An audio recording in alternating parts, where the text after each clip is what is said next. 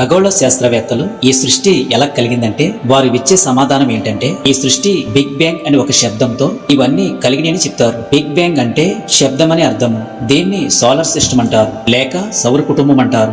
ఒక విస్ఫోటనం పేలి ఒక రౌద్రం కింద వచ్చి అది విడిపోయి ఒక్కో దాని కింద పరిగెడింపబడిందని చెప్తారు. ఒకటి సూర్యుడి కింద, ఒకటి చంద్రుడి కింద, ఒకటి భూమి కింద, కొన్ని గ్రహాల కింద ఏర్పడ్డాయని చెప్తారు. వారు చెప్పింది ఎంతవరకు సత్యం, ఎంతవరకు అసత్యమో తెలుసుకుందాం. శాస్త్రవేత్తలు బిగ్ బ్యాంగ్ అనే శబ్దం ఎక్కడి నుంచి వచ్చింది, ఆ శబ్దం ఎలా వచ్చింది, ఇవన్నీ ఒక రౌద్రంలో పుట్టినప్పుడు ఇవన్నీ ఒకలాగానే ఉండాలి. ఉదాహరణకు ఒక మాట, ఒక మట్టి కుండ పేలితే ఆ మట్టి కుండ పెంకులే మనకు కనిపిస్తాయి. ఒక్కో పెంకు ఒక్కోలాగా ఉండదు. ఆ రౌద్రంలో వచ్చిన అన్ని కూడా ఒకలాగానే ఉండాలి. మన భూమికి కాలాలు ఎవరు పెట్టారు, ఋతువులు ఎవరు పెట్టారు, ఈ సౌర కుటుంబం అంతా ఇలాగా క్రమంగా నడుతుందంటే ఆ క్రమం ఎవరు పెట్టారు కానీ శాస్త్రవేత్తలు దేవుడు పెట్టింది ఒక నిజం చెప్పారు. ఇవన్నీ శబ్దంతోనే కలిగినని చెప్పారు. అది నిజమే, అది దేవిని శబ్దం. ఆది కాండం 1:3 దేవుడు వెలుగు కమ్మని పలకగా వెలుగు కలిగింది. ఆది కాండం 1:6 మరియు దేవుడు జలముల మధ్య నొక విశాలము కలిగి ఆ జలములను ఈ జలములను వేరుపరచును గాకని పలికెను. ఆది కాండం 1:9 దేవుడు ఆకాశం క్రిందను జలములు ఒక చోటనే ఓర్చబడి ఆరిన్నేల కనపడను గాకని పలికెను. ఆ ప్రకారమే జరిగింది. ఆది కాండం 1:14 ఇవన్నీ కూడా